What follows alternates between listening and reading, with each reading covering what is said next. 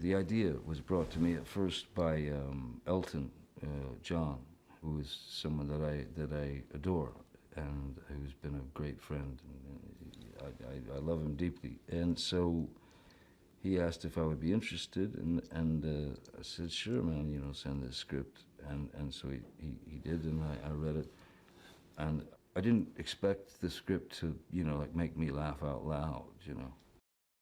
As John, the director, and I started working together, recording the character. It was a kind of a, how can we up the stakes here? How can we, you know, free things up? How can we make this joke funnier? And that relationship, I will always be so thankful of Elton for asking me to do it and introducing me to him, to the director, to John, because he's very, very, very, very, very creative and funny, brilliant man. So we had a lot of fun doing it as well. You know, I mean, there was a lot of cackling because, you know, once I got what everybody felt was, you know, all right. You know, everybody all around the boards have to agree, and then he would let me do a couple of free ones where I could ad-lib things, you know, and maybe add things, add jokes, you know, or change something around, and he was very open to all that. Sherlock Holmes has been played by so many different actors, so there have been so many variations of the character of Sherlock Holmes. I just what I wanted to do was, I wanted him to feel as if he were, I wanted him to sound as if he were pointed very sharp, you know, that he was sharp angled, like yeah, and that his brilliance kind of came out of a clumsiness in a way. But ultimately, the main approach to Sherlock Holmes is, you know, you go, who's your favorite Sherlock Holmes? And mine, with no disrespect to anyone who's played the role, mine, you know, takes me back to my childhood every time I watch Basil Rathbone. So he's not only my favorite Sherlock Holmes, he's my favorite, he's one of my favorite actors. So yeah, my approach is more in the Basil Rathbone sort of arena. Moriarty does yet again, and rightfully so, rear his ugly head, and essentially becomes quite the obstacle, the challenge, as always for Sherlock.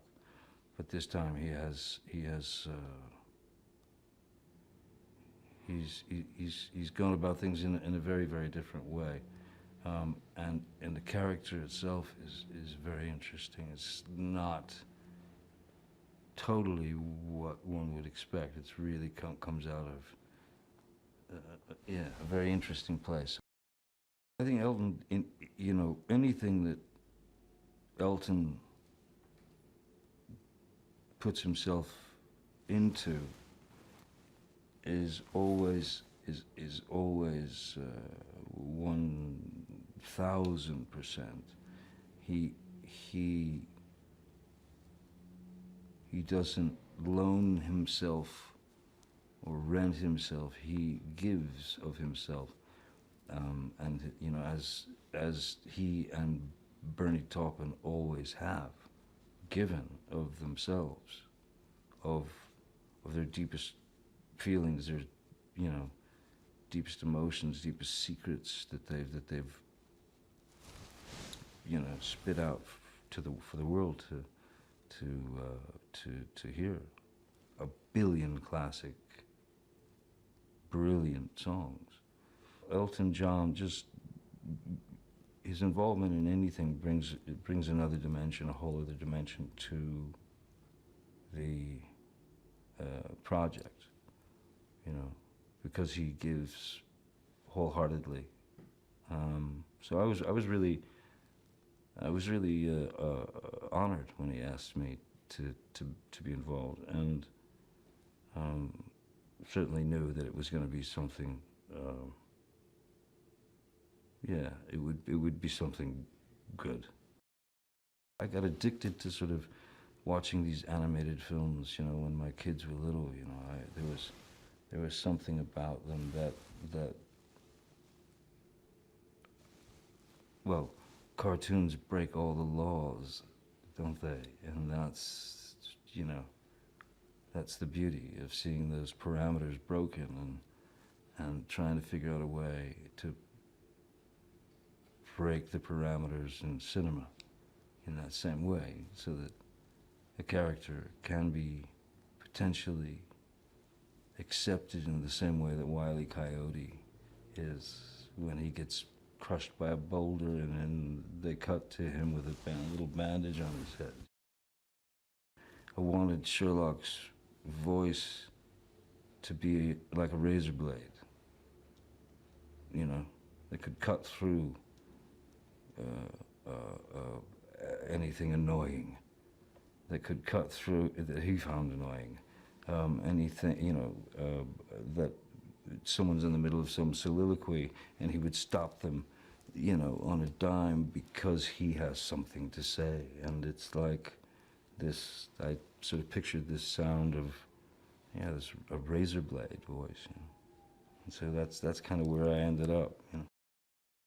Well, first of all, I mean, I think the casting was superb. I mean, everyone brought, you know, certainly the characters from the prior film, but the new cast, everybody really brought something to the party that kind of bounced nicely off of one another, even when we didn't record them together. I think the brilliance of John's casting and the putting of all these, you know, taking all these wonderful voices and